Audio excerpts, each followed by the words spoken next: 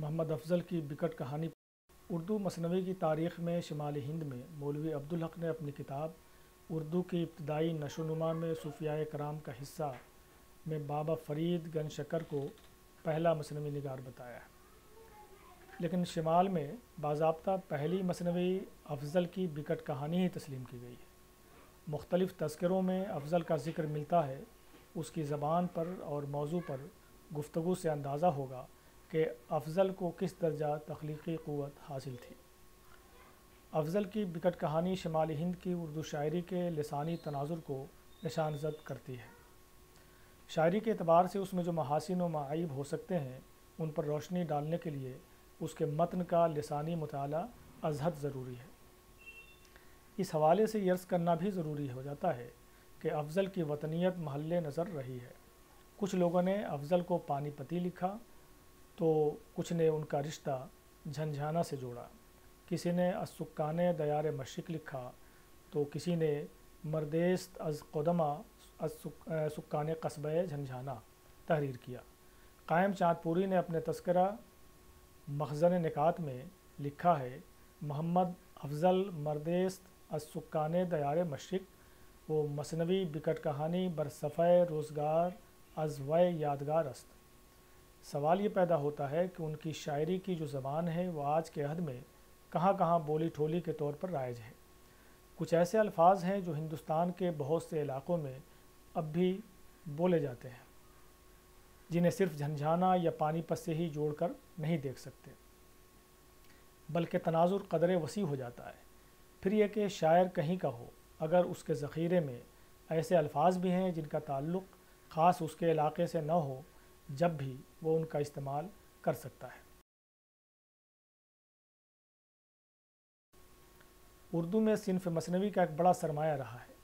محمد افضل کی بکٹ کہانی کو شمالی ہند میں اولیت کا شرف حاصل ہے۔ اس سبق میں یہ کوشش ہوگی کہ بکٹ کہانی کے موضوع اور اسلوب اظہار سے بحث کی جائے اور اردو کی شعری روایت میں اس کا کیا کردار رہا ہے یہ معلوم کیا جائے۔ کس طرح بکٹ کہانی میں افضل نے ہندی، ہریانوی، دکنی اور فارسی کو ملا کر لسانی اظہار کا ایک خوبصورت ڈھانچہ بنایا تھا، اس سبق کے ذریعے وہ بھی سامنے آ سکے گا۔ پہلے لسانی رنگ پر گفتگو ہوگی۔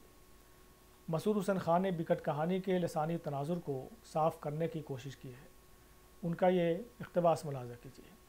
افضل کا تعلق والا کی شہادت کے مطابق پانی پت سے تھا جو ہریانی کے علاقے میں واقع ہے، لیکن افضل کی زبان ہریانی کے اس قدر بھی لسانی اثرات نہیں رکھتی جس قدر کے اس عہد کے دکنی مصنفین کی زبان میں پائے جاتے ہیں۔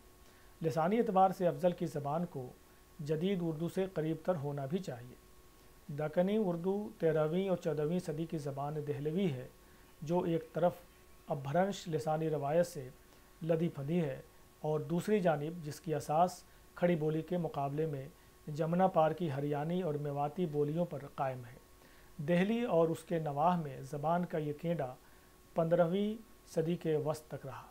ڈاکٹر تنویر احمد علوی نے تمام تر بحث و تمہیز کے بعد افضل کو جھنجھانا ضلع مظفر نگر کا باشندہ قرار دیا ہے اور لکھا ہے کہ اس کا قیام بسلسلہ ملازمت پانی پت میں تھا، جس کے سبب والا نے اسے پانی پتی لکھا ہے۔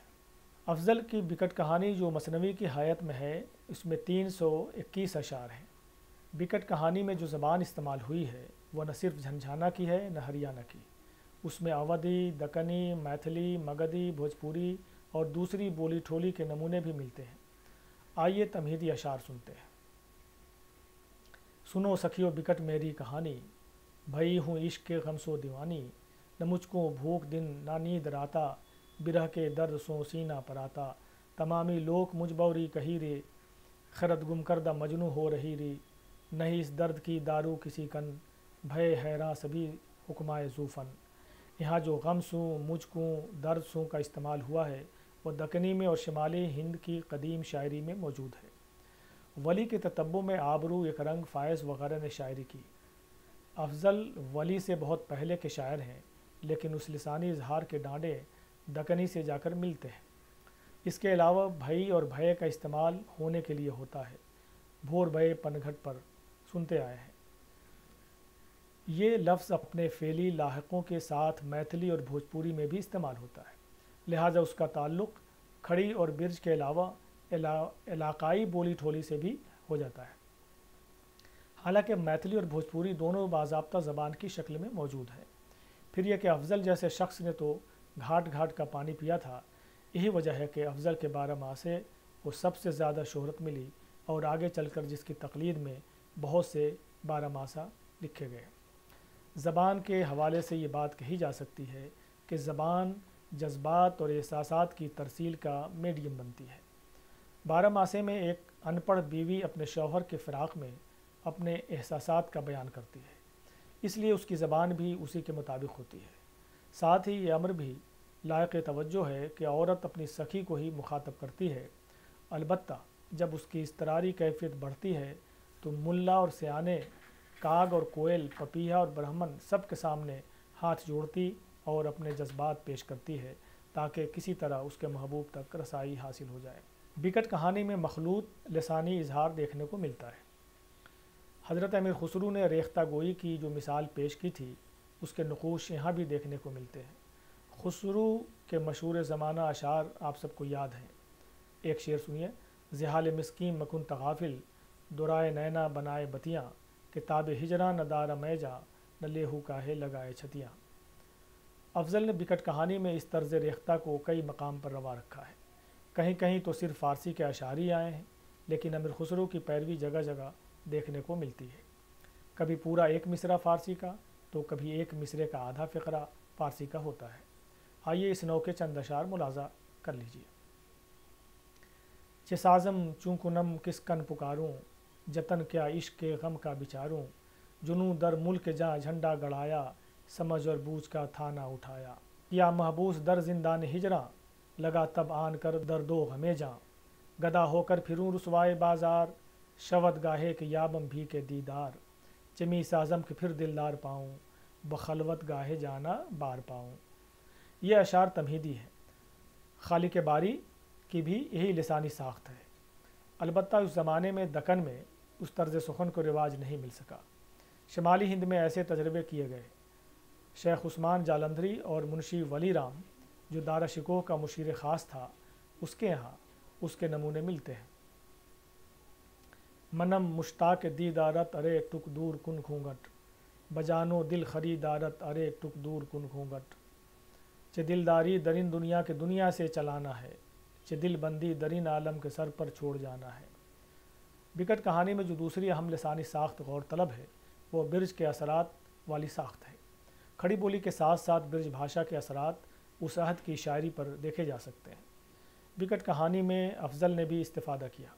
مثلاً لام کے بجائے رے کا استعمال دیکھیے: گھٹا کاری چہاروں اور چھائی، برہ کی فوج نے کینی چڑھائی، بھئی بوری برہ بے راگ سیتی، جرے جیورا میرا نت آگ سیتی، دیواری جارے ہے گھر گھر و بازار، بھیا گلزار راکھے دیوری بار۔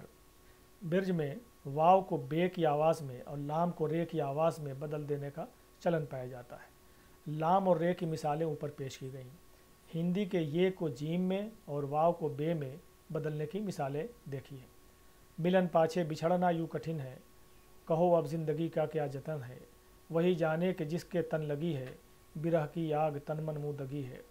یہاں یتن کو جتن اور ورہ کو برہ کیا گیا ہے، جو اب معیاری اردو میں اسی طرح استعمال ہوتے ہیں۔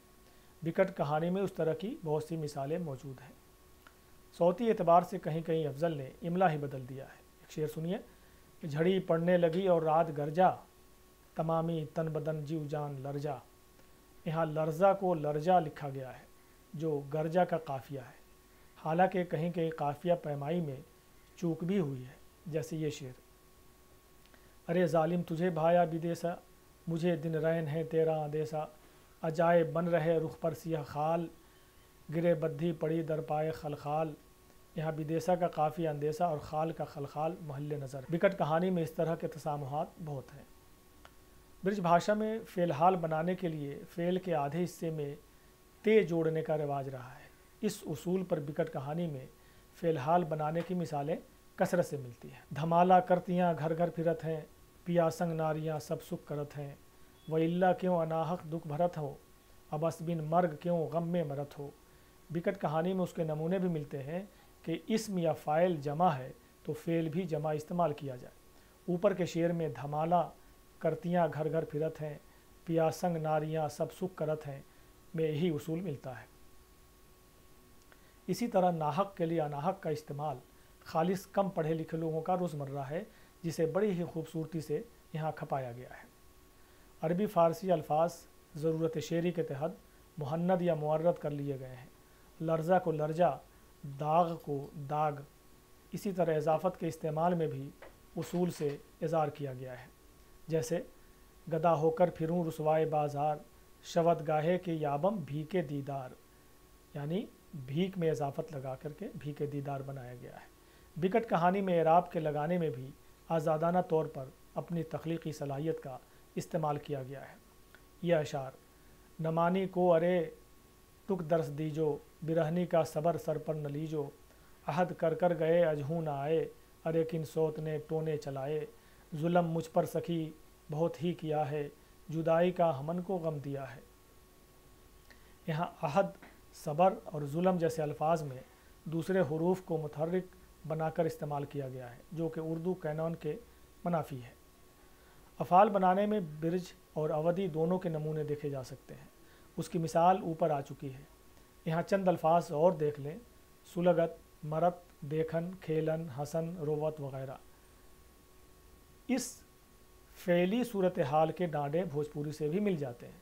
अफ़ाल साजी के ऐसे नमूने भी मिलते हैं: बहुत मुद्दत गई आवन न कीनो, दिया कागद किसी को लिख न दीनो, सखी ये मास तो लक मास बीता, विदेशी श्याम ने फेरा न कीता, चमी बीनम के मंगल गावती हैं, मेरे घर नारियां सब आवती हैं।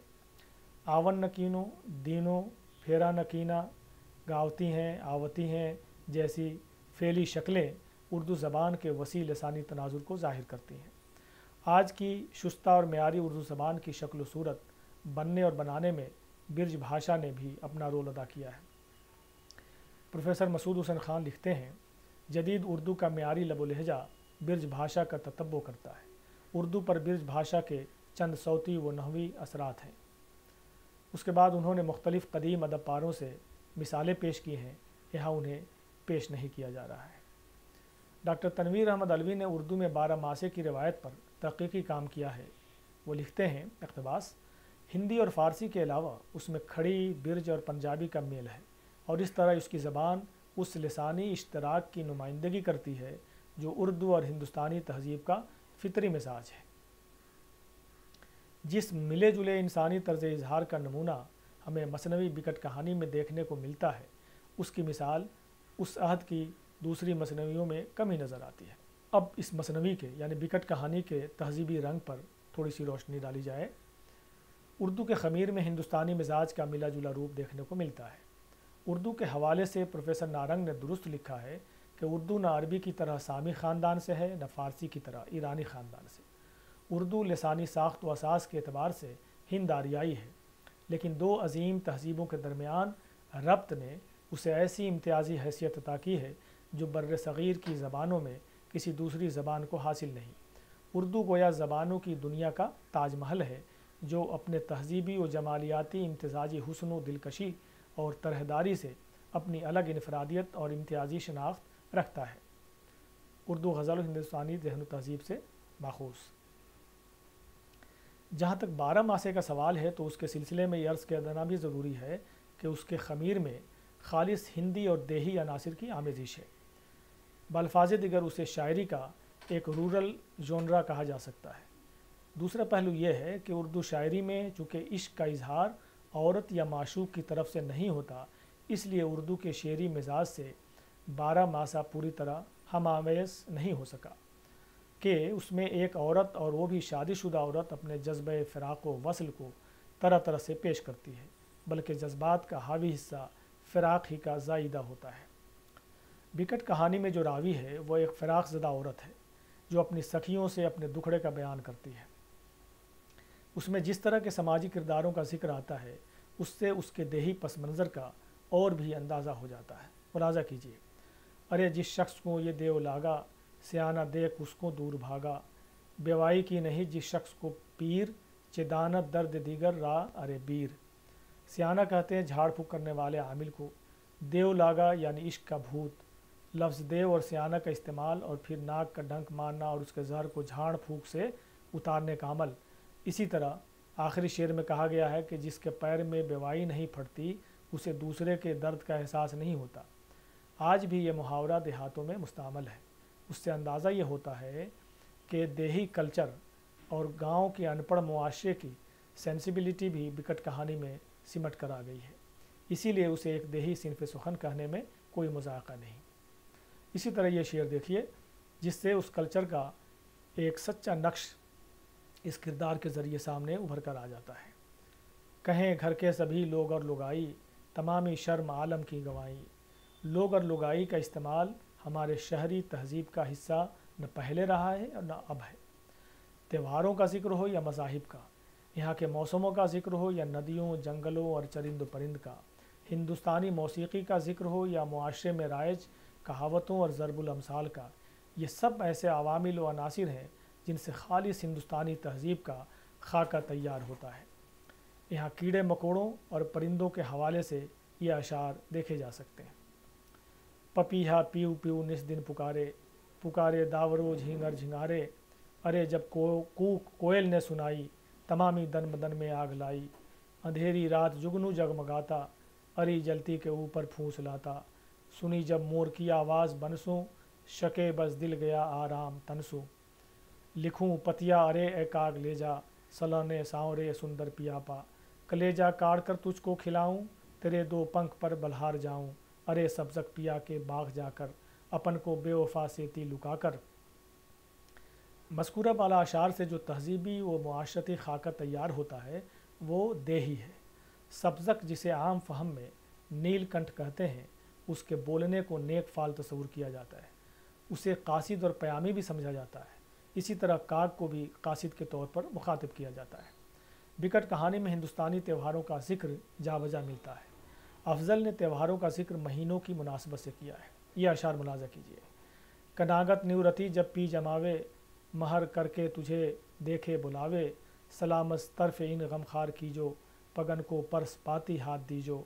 دسہرہ پوجتی گھر گھر سکھیرے، کرم میرے نہ جانو کیا لکھیری۔ کناگت کنوار مہینے کا اندھیرا پاک کہلاتا ہے۔ اس میں مردوں کے ایصال ثواب کے لیے پنڈتوں کی ضیافتیں کی جاتی ہیں۔ نیورتی کو عام طور پر نوراتری کہتے ہیں۔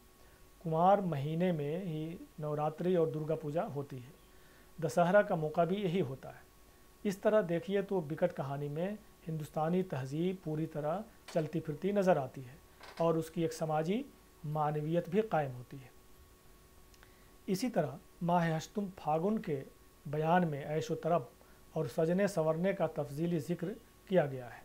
اس سے بھی ایک تہذیبی تناظر خلق ہوتا ہے جس میں خالص ہندوستانی رنگ ہے۔ ملاحظہ کیجیے افضل کی منظر کشی۔ چلیں بنٹھن سبھی اپنے مندرسو، کہ کھیلیں پھاگ جا اپنے سندرسو۔ معصفر چنریاں سب پہر آئیں، سبھوں نے کھوڑ سوں مانگا بھرائیں۔ بچشمے سیاہ سرما سیاہ ڈاریں، تبسم کر لبو دندا اگھاریں۔ بدندا ہر یکے مسی جمائی، کروں کیا کچھ نہیں ہولی برائی۔ سلونی سانوری اور سبز گوری، سبھی کھیلیں پیا اپنے سے ہوری۔ بھرے رنگوں کے مٹکے ساتھ سب کے، اچھی پچکاریاں ہیں ہاتھ سب کے۔ گلال اندر بھئے ہیں لال ساری، بجاویں دف پیا کے نال ساری۔ کہوں ڈھولک کہوں مردنگ باجے، کہوں سرمنڈلا اور تنبور گاجے۔ بھرے چنگل عبیروں کے اڑاویں، کرے خوشحالیاں چھیڑے چھڑاویں۔ افضل کی اس مثنوی میں خالص اردو نظم کے نمونے بھی جا بجا ملتے ہیں۔ اوپر جو اشعار پیش کیے گئے ہیں ان میں نذیر اکبر آبادی کی ہولی کے اشعار کا عکس دیکھا جا سکتا ہے۔ نذیر کے رنگ شاعری کو دیکھتے ہوئے کہا جا سکتا ہے کہ ان کے سامنے افضل کی شاعری بھی رہی ہوگی۔ افضل نے مذکورہ بالا حصے میں جو نقشہ پیش کیا ہے اس میں ان کی پوری تخلیقیت سما گئی ہے۔ معصفر چنری یعنی زعفرانی رنگ کی چنری کا ذکر برا نہیں لگتا۔ پھر یہ کہ بچشمے سیاہ سرما سیاہ ڈاریں یعنی کالی آنکھوں میں کالا سرما۔ تبسم کر لبو دندا اگھارنا اور پھر ہر ایک کا دانتوں پر مسی جمانا۔ رنگوں کے مٹکے اور پچکاریاں، گلال سے ساریوں کا لال ہونا اور پیا کے سنگ دف بجانا، ایک ایسا خالص ہندوستانی تہذیبی رنگ پیش کرتا ہے جس میں تصنع کے بجائے ایک طرح کا فطری پن ہے۔ افضل نے اس مثنوی میں ہندوستانی تہذیب و ثقافت کو پوری تخلیقی قوت اور فنی رموز کے ساتھ پیش کیا ہے۔ افضل کی بکٹ کہانی قدیم اردو شاعری کے نمونوں میں اپنی ایک الگ شناخت رکھتی ہے۔ اس میں اردو زبان کے ارتقائی اور تشکیلی مراحل کے نقوش بہت ہی واضح طور پر دیکھے جا سکتے ہیں۔ اس کا سب سے مستحکم حوالہ تہذیبی و تمدنی عناصر سے ترتیب پاتا ہے اور اسی سے اس کے شعری حسن میں اضافہ ہوا ہے۔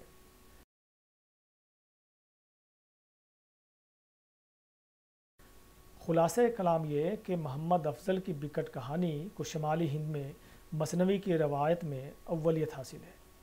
مسعود حسن خان نے بھی لسانی تناظر کو صاف کرتے ہوئے اس کا اعتراف کیا ہے۔ بکٹ کہانی میں جو زبان استعمال ہوئی ہے وہ نہ صرف جھنجھانا کی ہے نہ ہریانہ کی۔ اس میں اودھی، دکنی، میتھلی، مگدھی، بھوجپوری اور دوسری بولی ٹھولی کے نمونے بھی ملتے ہیں۔ سنو سکھیو بکٹ میری کہانی، بھئی ہوں عشق کے غم سو دیوانی، نہ مجھ کو بھوک دن نہ نیند راتا، برہ کے درد سو سینہ پر آتا، تمامی لوک مجھ بوری کہیری، خرد گم کردہ مجنوں ہو رہی ری۔ بکٹ کہانی میں جو دوسری اہم لسانی ساخت غور طلب ہے وہ برج کے اثرات والی ساخت ہے۔ کھڑی بولی کے ساتھ ساتھ برج بھاشا کے اثرات اس عہد کی شاعری پر دیکھے جا سکتے ہیں۔ برج میں واو کو بے کی آواز میں اور لام کو رے کی آواز میں بدل دینے کا چلن پایا جاتا ہے۔ لام اور رے کی مثالیں اوپر پیش ہو چکی ہیں۔ صوتی اعتبار سے کہیں کہیں افضل نے املا ہی بدل دیا ہے۔ جھڑی پڑنے لگی اور رات گرجا، تمامی تن بدن جیو جان لرجا، یہاں لرزا کو لرجا لکھا گیا ہے جو گرجا کا قافیہ ہے۔ بکٹ کہانی میں جو راوی ہے وہ ایک فراق زدہ عورت ہے جو اپنی سکھیوں سے اپنے دکھڑے کا بیان کرتی ہے۔ اس میں جس طرح کے سماجی کرداروں کا ذکر آتا ہے اس سے اس کے دیہی پس منظر کا اور بھی اندازہ ہو جاتا ہے۔ دیہی کلچر اور گاؤں کے ان پڑھ معاشرے کی حیثیت کو بھی بکٹ کہانی میں دیکھا جا سکتا ہے۔ اسی طرح یہ شعر دیکھیے جس سے اس کلچر کا ایک سچا نقش اس کردار کے ذریعے ابھر کر سامنے آتا ہے۔ کہیں گھر کے سبھی لوگ اور لگائی، تمامی شرم عالم کی گنوائی۔ لوگ اور لگائی کا استعمال ہمارے شہری تہذیب کا حصہ نہ پہلے رہا ہے نہ اب ہے، یعنی ہندوستانی تہذیب اور ہندوستانی عناصر افضل کی اس بکٹ کہانی میں مل جاتے ہیں۔ موسموں کا ذکر ہو، ندیوں، جنگلوں اور چرند و پرند کا، تہواروں کا ذکر ہو یا مذاہب کا، موسیقی کا ذکر ہو یا معاشرے میں رائج کہاوتوں اور ضرب الامثال کا، یہ سب ایسے عوامل اور عناصر ہیں جن سے خالص ہندوستانی تہذیب کا خاکہ تیار ہوتا ہے۔ یہاں کیڑے مکوڑوں اور پرندوں کے حوالے سے بھی بہت سے اشعار ملتے ہیں۔ دو تین شعر آخر میں یہ بھی سن لیجئے کہ پپیہا پیو پیو نس دن پکارے، پکارے داورو جھینگر جھنگارے، ارے جب کوک کوئل نے سنائی، تمامی تن بدن میں آگ لائی، اندھیری رات جگنو جگمگاتا، اری جلتی کے اوپر پھونس لاتا، سنی جب مور کی آواز بنسوں، شکے بس دل گیا آرام تنسوں۔ بکٹ کہانی میں ہندوستانی تہواروں کا ذکر جا بجا ملتا ہے۔ افضل نے تہواروں کا ذکر مہینوں کے مناسبت سے بھی کیا ہے۔ اس طرح بکٹ کہانی میں ہندوستانی تہذیب پوری طرح چلتی پھرتی نظر آتی ہے۔ ایک سماجی معنویت بھی اس طرح اس بکٹ کہانی کی قائم ہوتی ہے۔ آپ نے اشعار کی روشنی میں بکٹ کہانی کا مطالعہ کیا، آپ کو اندازہ ہو گیا ہوگا کہ افضل نے کس خوبصورتی سے اس مثنوی یعنی بکٹ کہانی کے ذریعے 12 ماسہ کی روایت کو مستحکم بھی کیا ہے، ساتھ ہی ہندوستانی تہذیب اور یہاں کی روایات کو اس میں پوری طرح سے پیش کیا ہے۔